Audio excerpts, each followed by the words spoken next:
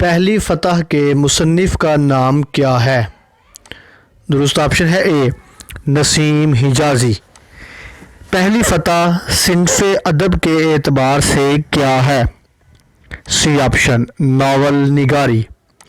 सबक पहली फतह का माखज़ क्या है? B option Muhammad bin Qasim.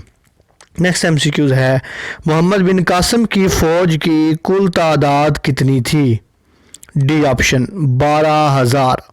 मोहम्मद बिन कासिम ने बसरा में कितने दिन क़याम किया? 3 दिन उसने क़याम किया था। मोहम्मद बिन कासिम ने कहा, खुदा मुझे बनाए, कौन सा करैक्टर बनाए?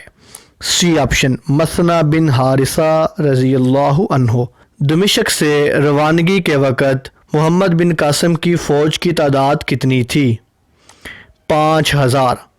नेक्स्ट है, कादसिया की जंग में ईरानियों की उम्मीदें वाबस्ता थीं।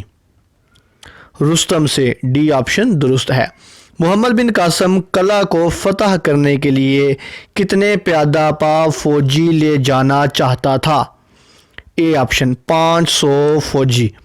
मोहम्मद बिन कासिम की फ़ौज का जुलूस रवाना हुआ था, किस शहर से निकला? दमिश्क से। सी ऑप्शन दुरुस्त है। हज्जाज बिन यूसुफ को किस खातून ने ख़त लिखा था?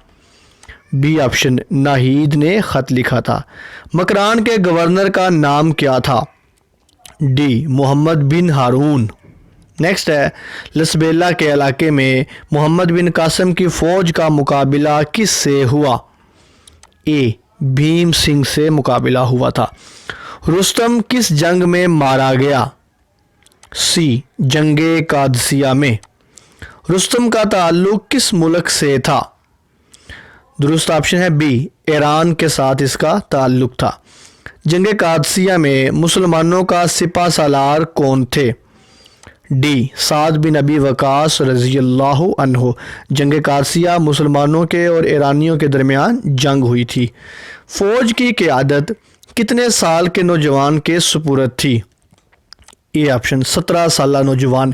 ये हम जो एमसीक्यूज़ डिस्कस कर रहे हैं, ये एमसीक्यूज़ इंटरमीडिएट पार्ट 2 के सबक पहली फ़तह से लिए गए हैं। ये सबक नसीम हिजाज़ी ने लिखा है, उनका नावल है मोहम्मद बिन कासिम, वहाँ से ये सबक लिया गया है। सबक के मुतल्लिक जो एमसीक्यूज़ हैं सिर्फ वही यहाँ पर डिस्कस किए जाएंगे। ये वो एमसीक्यूज़ हैं जो बार बार बोर्ड में और मुख्तलिफ बोर्ड में रिपीटेड हैं और इंतहाई अहम एमसीक्यूज़ हैं हर साल के लिए। ये नेक्स्ट एमसीक्यूज़ है, बसरा की औरतों में किसकी तबलीग के बाइस जोशो जज्बा पैदा हुआ? सी जुबैदा की तबलीग के बाइस। दीबल भेजे जाने वाले वफ्द में कितने लोग शामिल थे? बी ऑप्शन 20 लोग शामिल थे। नाहीद कौन थी?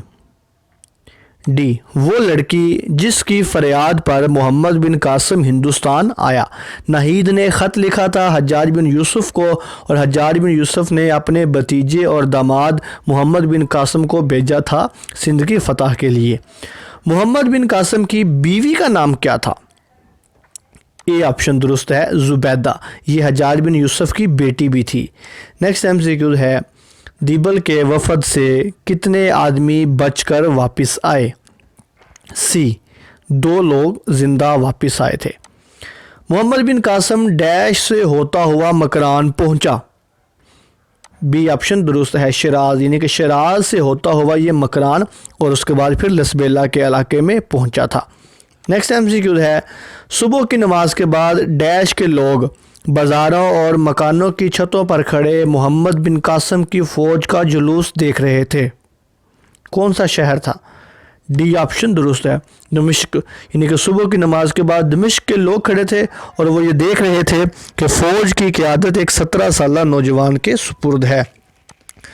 12,000 फ़ौज में से डैश घुड़सवार थे। कितने घुड़सवार थे?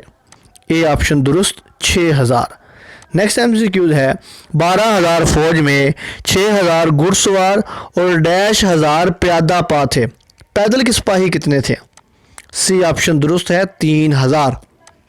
12,000 फ़ौज में सामान्य रसद के साथ कितने सिपाही थे? बी ऑप्शन दुरुस्त 3000।